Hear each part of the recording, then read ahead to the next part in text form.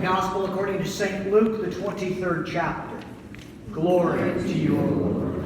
When they came to the place that is called the Skull, they crucified Jesus there with the criminals, one on his right and one on his left. Then Jesus said, Father, forgive them, for they do not know what they are doing. And they cast lots to divide his clothing. And the people stood by watching, but the leader scoffed at him, saying, He saved others, let him save himself, if he is the Messiah of God, his chosen one. The soldiers also mocked him, coming up and offering him sour wine, and saying, If you are the king of the Jews, save yourselves. There was also an inscription over him, This is the King of the Jews. One of the criminals who were hanged there, deriding him and saying, Are you not the Messiah? Save yourself and us. But the other rebuked him, saying, Do you not fear God, since you are under the same sentence of condemnation? And we indeed have been condemned justly, for we are getting what we deserve for our deeds. But this man has done nothing wrong. Then he said, Jesus, remember me when you come into your kingdom. And Jesus replied, Truly I tell you, today you will be with me in paradise. This is the gospel of the Lord. Praise to you, Lord Christ. Please be seated.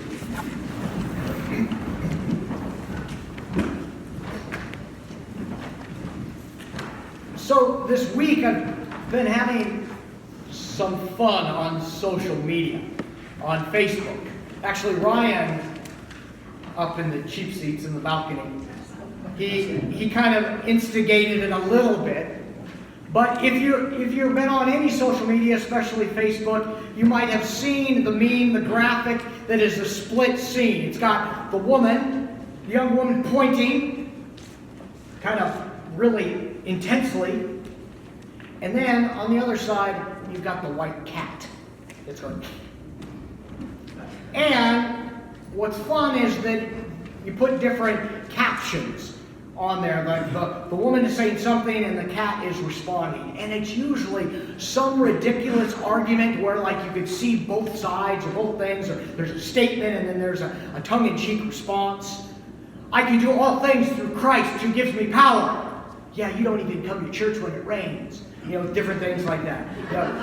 I'm baptized. Yeah, went down as a wet sinner and he came up. Dry sinner, wet sinner, anyway, back and forth. Different things like that. And they are hilarious because they just point out the ridiculousness of some of our arguments, and sometimes they just really make you laugh because they're silly. And then they start playing more and more things with the graphics. If you haven't seen them, have fun. You're going to go down a rabbit hole that you're going to have a hard time getting out of. It's just fun. But the reason I bring that up is because this reading, this whole Sunday, Christ the King Sunday, is one of those Sundays that we can feel like we're on one side and we're on the other. That we're both having these arguments or these conversations or you say one thing and then on the other side there's other stuff pointing. For example, we as Lutherans, we have all of these around us. We're both saints and we're sinners. You've got one person going, I'm a saint, and the other person pointing at sinner, back and forth. I'm captive to the things that I've done. Yes, but you've been set free in the gospel. Then I'm captive for living in the gospel. Yes, and you've been set free to do these things. Back and forth, back and forth. Christ the King Sunday.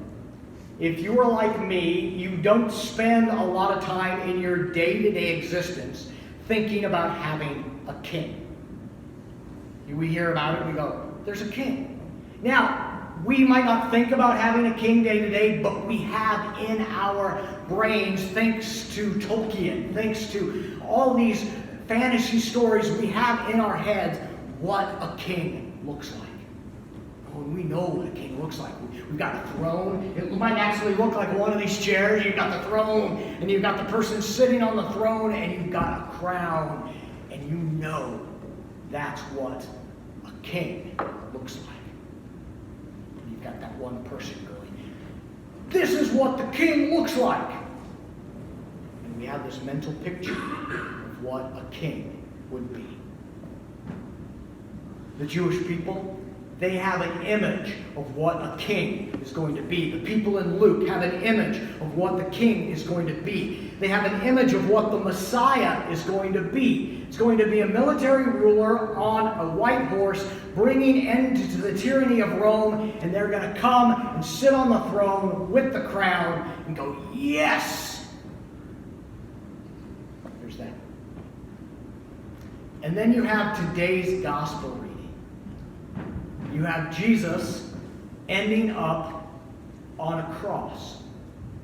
You have Jesus ending up being killed on his throne.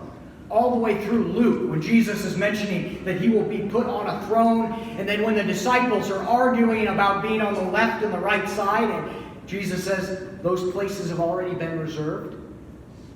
And he's talking about the two criminals that we find in the text today. This is not what a king looks like. This is not in our own head. This isn't what a ruler looks like. But for Jesus, he goes from being what we think and then ending up on the cross. And we say, like the disciples, how can this be? And the disciples say, "Wait a minute, this has got to be wrong." It's one of the reasons that at the cross, we haven't gotten to the resurrection. We haven't gotten to where Jesus rebuilds this in 3 days. We just have Jesus on the cross, and everyone scatters. Everyone except some women. It's just a point I always find interesting. But we have Jesus as the king on the cross. And it starts to flip our entire world upside down. There's a Christian musician by the name of Rich Mullins. He wrote the song "Awesome God," which you probably, if you've been at any camp at any time in the last 2 decades, you've sang the song. Our God is an awesome God. Anyway, he also wrote a song called "Our Kingdom Upside Down," where the servant wears the crown. Our whole image of Jesus being the king and what it means to look like being a king, Jesus takes that and turns it on its head. When we think, what does power look like, and we see Jesus, Jesus gives us a whole different sense of what power looks like. What does it mean to rule? It doesn't mean to rule over and press down, but it means to lift up. It changes our entire mentality of what it means to be king. So what does that mean for you and I?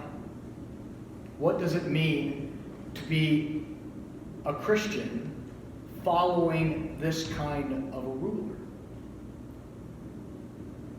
Well, it means, I think, it means that we start looking at how we might serve one another a little better. How we might emulate the way of Jesus. When we look at things like the Beatitudes, when we hear the song, "Will you let me be your servant?" Which I was writing the sermon, and I'm like, oh, that should have been our sermon hymn. Will you let me be your servant? There's a organization that has a Bible study called Crossways Bible Study. And their entire logo is, there's a person wearing a crown.